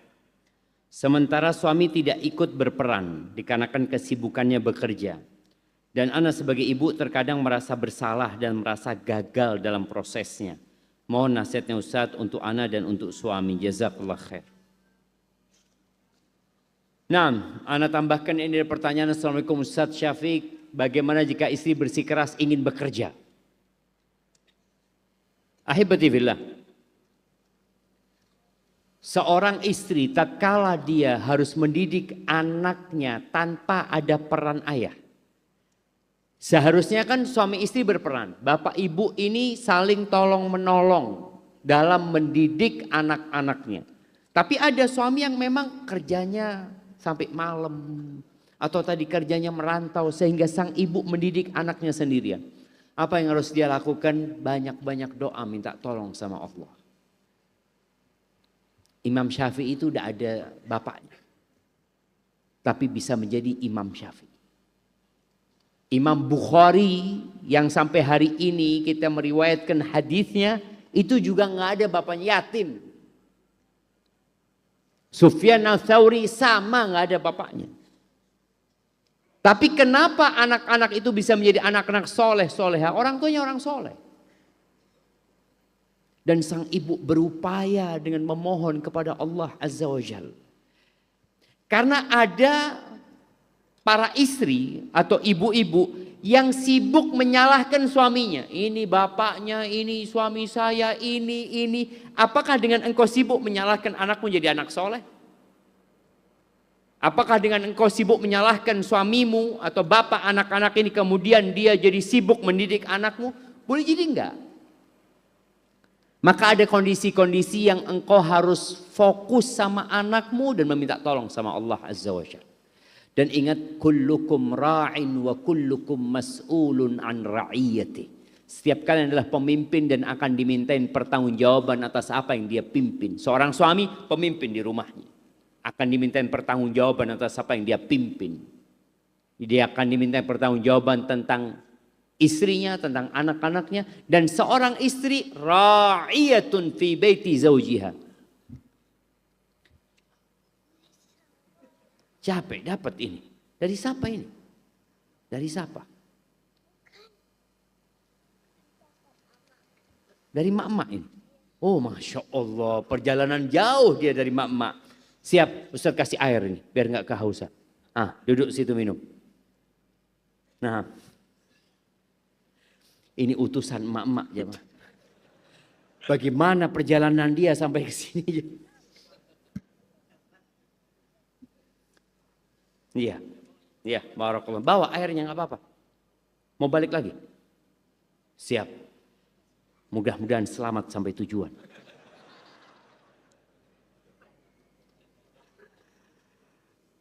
Masya Allah, ini alhamdulillah, ini emaknya mendidik anaknya berani. Sehingga dia bisa sampai ke sini. Walaupun boleh jadi baliknya nggak ketemu. Nanti dia... Kita doakan semoga sampai berangkat selamat, pulang selamat pula dia jemaah. Jadi tadi seorang istri berusaha untuk minta tolong sama Allah Azza wa Jal. Yang terkadang kalau dia mengeluh itu tidak akan menyelesaikan masalah. Ada ucapan Ibnu Hibban Al-Busti, dia mengatakan alal aqil an la yaghtam fa innal ghamma la yanfa'. Orang yang berakal sehat itu nggak pantas dia mengeluh. Nggak pantas dia galau. Kenapa? Fa innal ghamma la yanfa'. Galau itu pusing ya, gundah, itu tidak ada gunanya. Maka rubahlah dengan aksi. Minta tolong sama Allah Azza wa Jal. Masya Allah, syukur. Perbanyak baca subhanallah 33 kali sebelum tidur. Alhamdulillah 33 kali, Allahu Akbar 34 kali. Insya Allah Allah mudahkan. Dan perbaiki hubunganmu sama Allah, Allah akan perbaiki hubunganmu dengan anak-anak dan keluargamu insya Allah. Adapun tadi yang bertanya tentang istri yang minta bekerja sama suaminya, ajak komunikasi. Kenapa dia ingin bekerja? Kadang-kala istri kita ada yang merusak jemaah. Circle dia pada bekerja semuanya. Circle dia hidup bebas, sedangkan dia merasa susah, nggak bisa kemana-mana ya. Atau boleh jadi engkau tidak memberikan nafkah yang cukup sama dia. Maka tadi berikan nafkah yang cukup kepadanya, engkau punya hak untuk melarang dia untuk tidak bekerja. Kalau ditanya kenapa aku nggak boleh kerja, katakan karena aku cinta sama kamu. Selesai. Itu Ustaz. Fadhal Ustaz. Tunggu, kita ini sampai jam berapa? Hah? Sampai selesai? Siap, sampai selesai katanya Ustaz. Sholat isya-nya sebelum subuh berarti. Barakallahu fikum. Fadhal Ustaz. Baik. Kayaknya 10 menit lagi. Jam 9 kurang seperempat saat selesai. Ada sebuah pertanyaan. Ustaz, Ana mau tanya. Kalau menggerutu atau ngomel-ngomel di belakang orang tua yang tidak terdengar sama orang tua, apakah berdosa? Ini pengecut berarti Ustaz. Jamaah, ketika seseorang itu mengeluarkan perkataan yang kotor, yang gak baik, maupun itu didengar orang tua kita atau tidak didengar orang tua kita, maka sejatinya dia sudah meluapkan sesuatu yang buruk itu. Itu dicatat, ditulis oleh malaikat. Kalau itu jelek, maka itu sebuah kejelekan. Ma yalfidhu min qaulin illa ladaihi raqibun atid. Manusia itu tidaklah mengucapkan sesuatu kecuali ada malaikat yang mengawasinya, mencatatnya.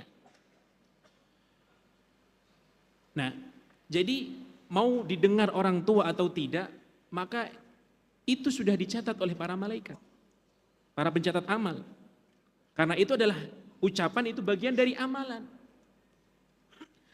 Terlebih jikalau itu didengar oleh orang tua kita, kita perdengarkan kepada orang tua kita, maka jelas ini lebih asyad, lebih parah lagi.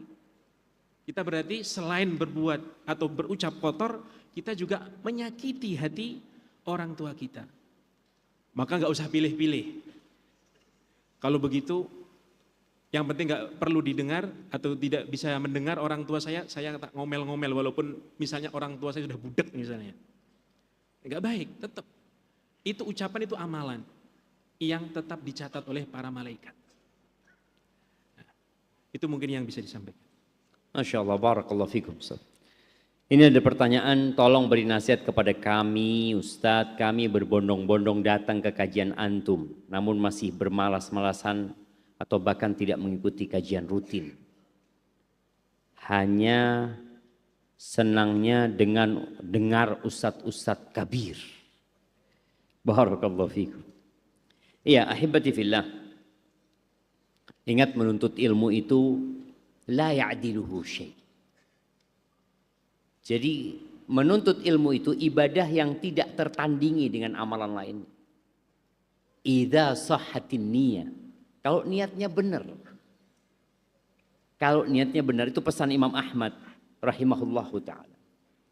Jadi kalau bicara, okelah, tabligh akbar itu kajian seperti ini itu hanya untuk memotivasi.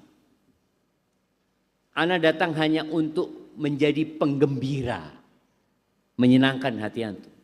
Tapi pada hakikatnya pendidik yang sebenarnya adalah ustadz-ustadz yang memberikan kajian rutin itu. Boleh jadi memang kajian rutin itu ada di banyak masjid. Sehingga antum ambillah jadwal, ana mungkin pokoknya sepekan sekali. Nasihatnya tadi, sepekan sekali antum ikut kajian rutin. Ambil kajian rutin itu biasanya ada yang membahas tafsir ya. Ada yang membahas tauhid, bahas fikih, punya kajian rutin. Karena dengan itu ilmu antum akan bertambah dan derajat antum akan diangkat oleh Allah Azza wa Jalla. Tapi kalau cuma datang tabligh akbar habis gitu nggak pernah datang, ya nggak bisa disebut sebagai penuntut ilmu. Apalagi datang cuma bawa kuping. Cuma bawa kuping, kertas enggak gitu kan. Ana sudah hafal semua yang disampaikan Ustaz. Nah, tolong oper depan jangan dibuka. Bahaya ini Ustaz. Jadi mungkin tadi berkaitan dengan kajian rutin ini juga ana sampaikan kepada para DKM masjid ya. Masjid Abu Darda, masjid-masjid yang lainnya juga untuk melakukan promosi yang masif untuk dakwahin. Sampai hari ini, antum kalau ngelihat Indomie itu masih iklan sampai hari ini. Tapi kenapa kajian-kajian kita tidak mengiklankan? Keluar duit, keluarkan duit. Pasang iklan di jalanan. Demi mengajak orang kepada Allah Azza wa Jal. Banyak orang nggak tahu jamaah. Kita tidak mengiklankannya. Yang sholat di masjid ini itulah yang tahu. Padahal sekarang ada medsos. Dan medsos itu ada yang berbayar. Ada ads ya. Bayar.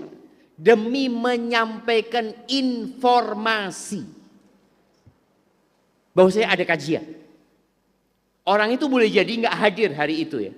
Tapi tiap hari datang muncul lagi kayak Indomie. Tiap hari diiklan dan mereka keluar duit. Siapa yang nggak kenal sama Indomie? Anda nggak kenal.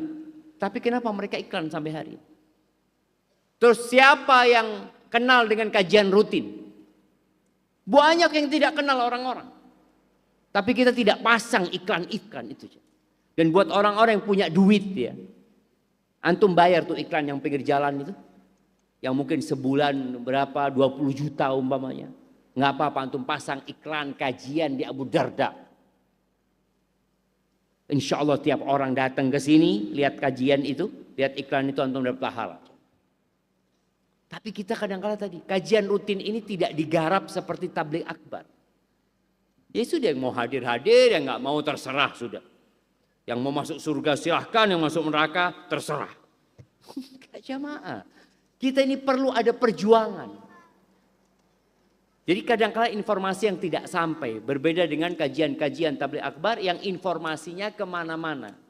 Semangatnya orang sudah lemah, informasinya nggak ada. Maka tolong bagi para panitia kajian untuk menggarap kajian rutin itu seperti menggarap tabligh akbar. Dari sisi mempromosikannya, mengiklankannya kemana-mana. Ya. Dengan itu semoga orang yang nggak biasa datang jadi datang. Barakallahu fikum. Nah, Ustaz, fadhal. Baki 2 menit lagi, Ustaz.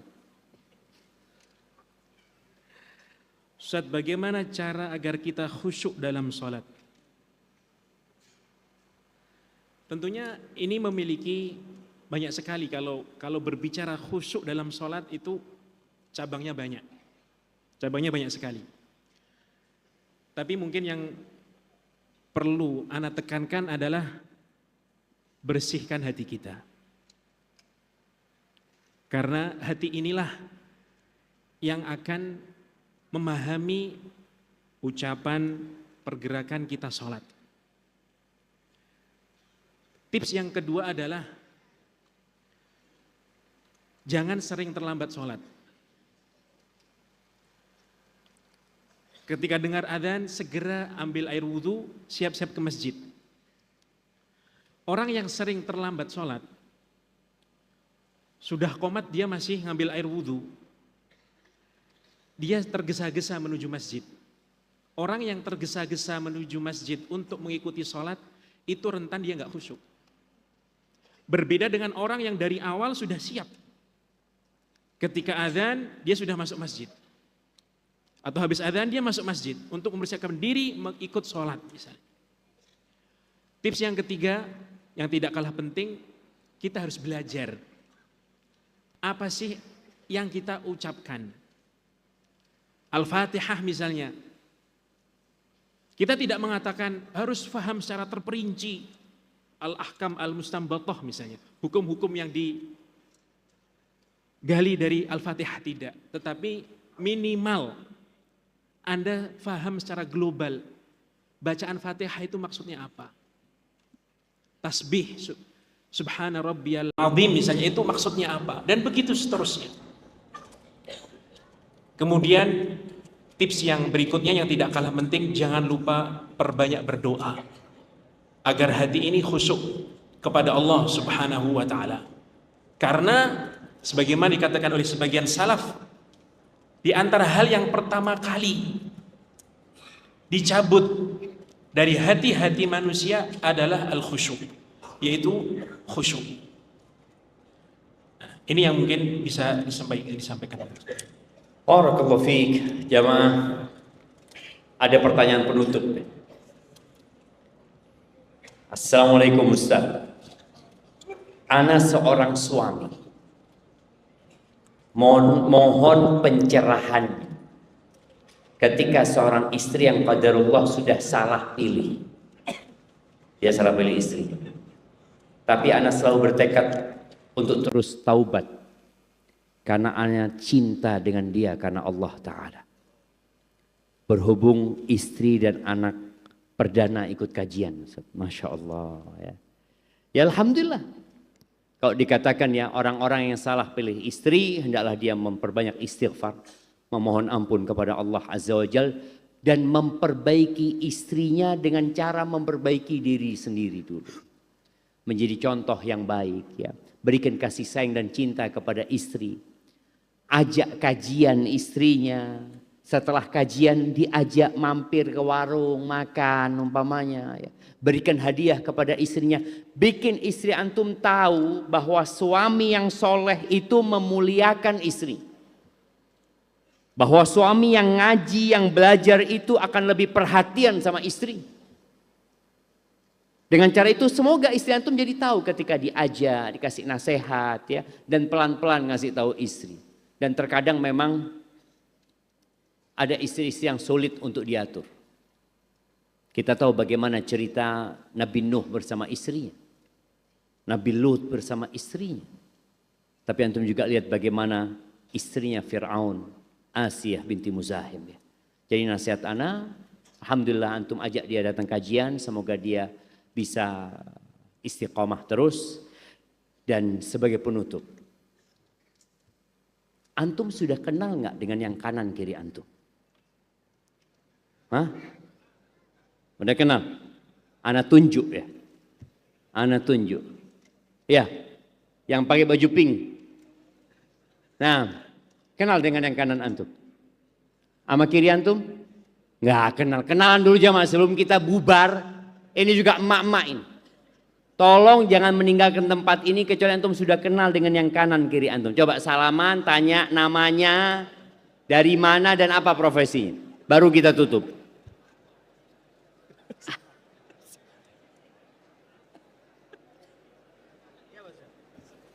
Ibu-ibu juga kenalan ya. Supaya tadi ada orang-orang yang perdana datang kajian. Kemudian dia di tengah-tengah lautan manusia, tidak ada yang menyapa dia.